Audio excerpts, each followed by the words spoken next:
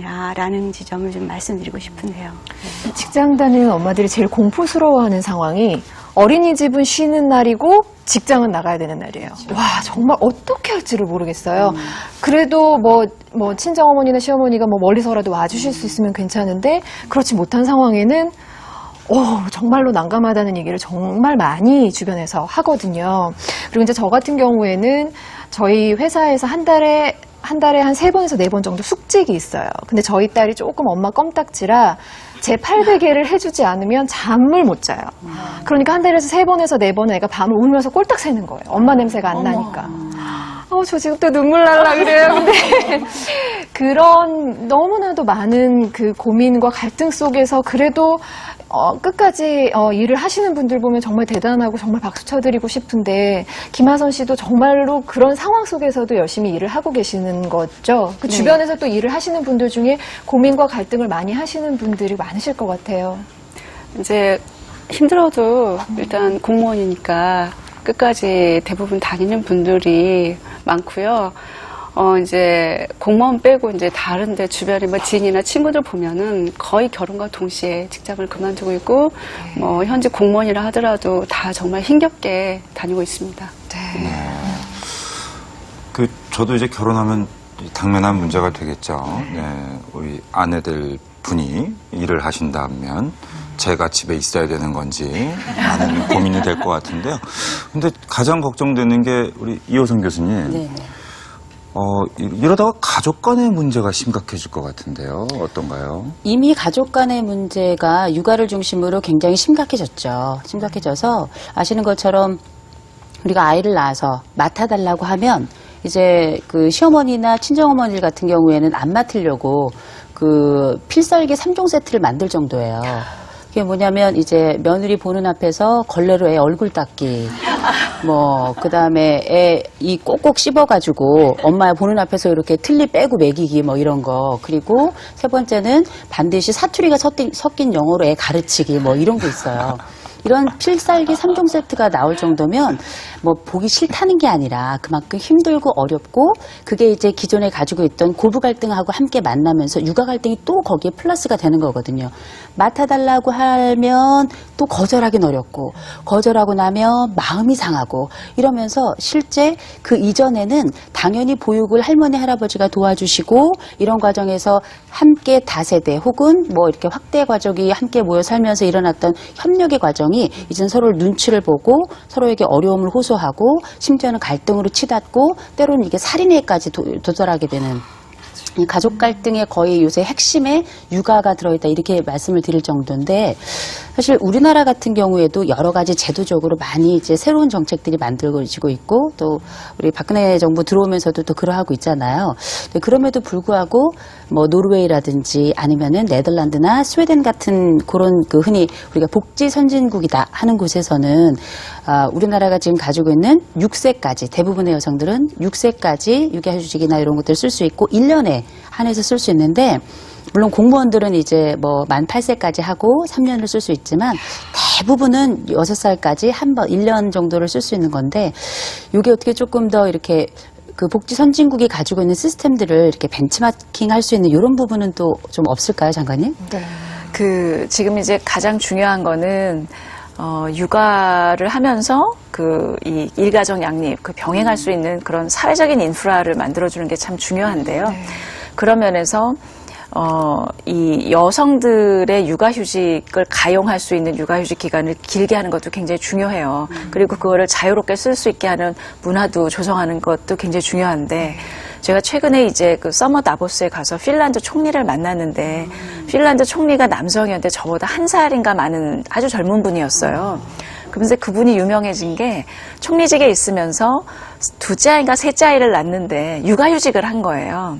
그래서 아빠의 달을 본인이 그러니까 이제 거기는 이 정부 부처 장관들이 굉장히 나이가 어려가지고 이 장관으로 있으면서 아이 낳고 장관으로 있으면서 육아휴직을 가는 거예요. 그래서 자기가 반드시 필요하진 않았지만 이걸 해야 되겠다라고 생각해서 육아휴직을 갔었다라고 하면서 본인이 만들어낸 법이 뭐가 있냐면 여성에게만 육아휴직을 계속 아주 관대하게 쓰도록 했더니 결국은 나중에 여성들이 승진하는데 이 경력이 부족한 부담을 모두 여성들이 지게 되더라. 네. 그래서 육아휴직을 쓸 때에는 여성과 남성이 반반 쓰도록 그렇지 않으면 육아휴직 기간이 없어지게 하는 법을 만들었다는 거예요. 그래서 그건 정말 우리가 생각하기엔 굉장히 선진적인 예. 제도고 최근에 만났던 프랑스 여성 장관도 1년 중에 3개월은 아빠가 반드시 쓰지 않으면 3개월은 엄마가 더 못 쓰는 9개월밖에 못 쓰는 이런 법을 이제 최근에 만들었다고 하고요. 그러니까 저희도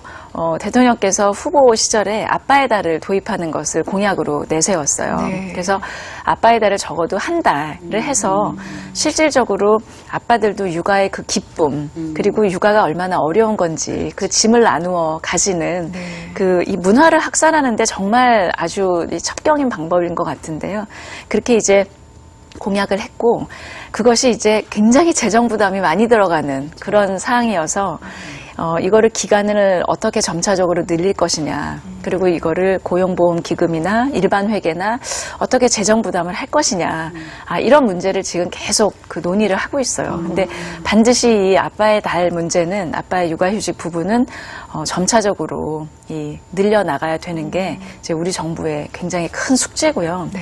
그것과 더불어 우리 이제 통계가 저는 참 저희의 현상을 잘 말해주는 것 같은데 우리나라의 전업주부가 가사와 양육에 쓰는 시간이 6시간 좀 넘어요.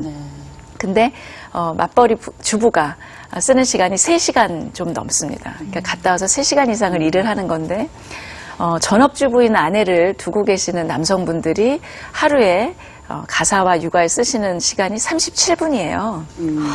그런데 맞벌이 아내를 두고 계신 분이 얼마나 더 쓰실 것 같으세요? 몇 시간? 비슷할 것 같은데. 39분이에요. 진짜. 그러니까 이런 문화가 이제 많이 좀 바뀌어야 되고요. 예. 그런 점에서 우리가 가장들에게만 가게를 책임지는 그런 부담을 여성들도 나누어지겠다. 그리고 가정생활과 육아의 이 즐거움도 남성들과 나누어야 된다는 게 앞으로 우리가 이루어야 될 그런 과제가 아닌가 생각합니다. 네. 자, 이번엔 우리 김영옥 박사님, 여성가족부에서 가족 친화 인증제를 시행하고 있지 않습니까? 이런 가족 친화 경영의 경우 어떤 효과를 기대해 볼 수 있을까요? 2008년도에 11개의 기업에 대해서 이제 시범사업으로 인증을 줬고, 작년에 한 100몇 개 돼서 지금 누적 합계로 한 250개 기관과 공공기관, 대학들이 아마 이 인증을 받은 걸로 알고 있습니다.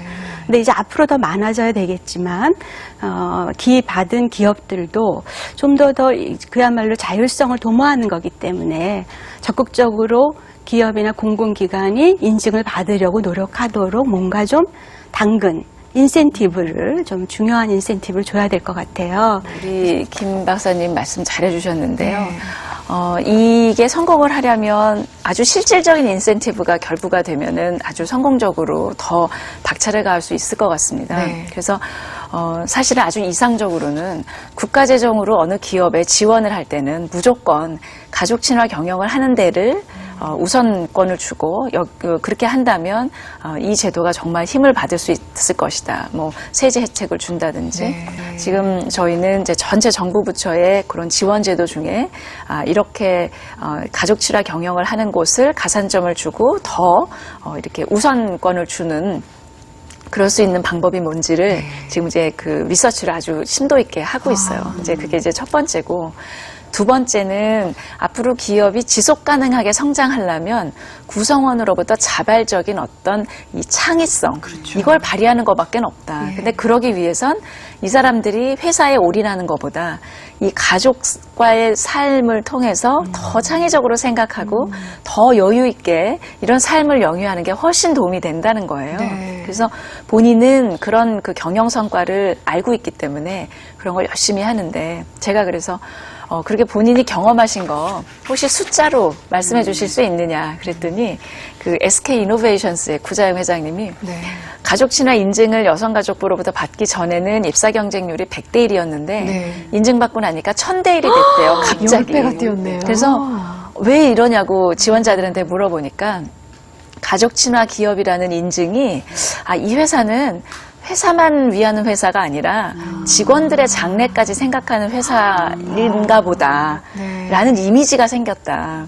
그래서 외국에서는 기업에서 가족 친화 경영을 한다는 게 우리 기업이 장기적으로 성장하겠다는 어떤 약속을 하는 거라 투자자들이 좋은 기업이냐 안 좋은 기업이냐라는 거를 평가하는 기준이 된답니다. 그래서 우리나라에서도 기업은행, 우리은행 이런 곳에서 가족 친화 인증받은 기업은 1% 우대금리, 1.5% 우대금리 이런 걸 해주셨어요. 그러니까 이게 앞으로 더 많이 확산이 되고 우리가 2017년까지는 1000개 기업이나 기관이 받도록 독려를 할 거고요. 실질적으로 도움을 받으실 수 있도록 하여튼 할 수 있는 거는 동시다발적으로 할 겁니다. 네. 그러니까요. 네. 네. 자, 이번에는 우리 김하선님. 그 일하는 엄마 입장에서 가장 필요한 건 무엇일까요? 지금 자제분이 7살, 4살. 4살. 예. 정말 하실 말씀 지금 많으실 것 같아요. 네. 예. 하시죠. 예. 피로해 보이시네요. 네. 오늘은 좀 피곤해요. 지금 저희는 그 직장 보육시설 5년째 이용하고 있는데요. 작년부터 야간 보육까지 생겨가지고 이용을 하고 올해부터는 굉장히 그게 활성화돼가지고 정말로 아까 박사님 말씀하신 대로 애는 제가 낳고 어린이집 원장님이 다 키워주는 그런 실정이에요. 저녁밥까지 못 볼 때가 많으니까 그래서 그게 참 편하더라고요. 그래서 다른 직장에도 우리 구청처럼 이렇게 직장 내 보육시설이 좀 많이 확충이 되고 그 보육 교사에 대한 처우도 좀 많이 개선됐으면 좋겠습니다. 네, 이거 정말로 저도 굉장히 회사를 그만두고 인터뷰를 많이 하잖아요. 그때 제가 제일 많이 얘기했던 게 직장 내 보육시설만 있으면 저 사표 안 냈을 거예요가 제일 많은 내용이었어요. 근데 그 부분에 대해서는 진짜 여성가족부에서 신경을 많이 써주셨으면 좋겠거든요. 네. 그 안 그래도 제가 장관으로 이제 내정됐다고 하니까 여러분들이 축하 문자를 보내주시는데 그 중에 여러 개가 기업을 하시는 선배분들이 내가 직장 어린이집 좀 만들려고 했는데 조건이 너무 까다로워서 포기했다. 그걸 좀 다시 한번 들여다보라 그러시더라고요. 그래서 제가 좀 챙겨보니까 이게 이제 주무부서는 복지부나 고용부나 뭐 기재부나 이런 데에서 다 해야 되는 거예요. 그래서 법을 보니까 5개 놀이터가 반드시 있어야 된다. 이렇게 되니까 이게 시내에 있는 기업들은 5개 놀이터를 만들 수가 없잖아요. 없죠. 그러니까 이제 원천적으로 안 되는 거고 네. 어른들 직원을 위한 식당이 있어도 아이를 위해서 따로 식당과 부엌시설이 있어야 된다는 거예요. 그렇죠. 그러니까 이거는 뭐 만들기도 쉽지 않고 50인이 넘는 직장 어린이집은 그런 요건을 다 갖춰야 되니까 못 만드시는 거예요. 그래서 진짜 좋은 어린이집도 49명을 정원으로 만드신 데가 굉장히 많이 있어요. 그 조건 때문에. 그래서 제가 이제 그거를 얘기를 해서 기재부, 고용부, 복지부 다 모여서 이거를 실질적으로 위험하지 않으면서 완화할 수 있는 방안을 찾자. 그래서 5개 놀이터가 없으면 이 실내에 놀이공간을 확보하고 5개에서 수업하는 그런 수업을 반드시 연계해서 조건으로 하고 또 이 어른 식당에도 아이를 위해서 조리할 수 있는 공간만 따로 할애가 된다면 별도의 식당과 조리시설이 없어도 같이 공유할 수 있다. 이런 식으로. 그리고 이제 중소기업은 독자적으로 어린이집 만들기가 어려우니까 중소기업이 모여있는 곳에는 공동 어린이집을 만들 때 지원금도 대폭 올리고 그다음에 보육교사에 대해서 지원하는 임금도 올려주고 이 지원금들을 굉장히 많이 올려줬어요. 그래서 하여간에 이 직장 어린이집들을 좀 더 잘 만들 수 있게 그리고 직장 어린이집을 만들어야 되는 규모가 있는 그런 직장에서 어린이집을 안 만드는 대신에 현금으로 조금씩 보육수당을 주면서 피해 가시는 경우 많았거든요. 이런 회피할 수 있는 수단은 드리면 안 되겠다. 네. 이거는 점진적으로 없애는 것으로 해서 직장 어린이집을 더 많이 만드시도록 네. 그렇게 독려하는 제도를 만들어 놓고요. 저희가 지금 계속 성과 관리를 하고 있습니다. 네. 아, 예.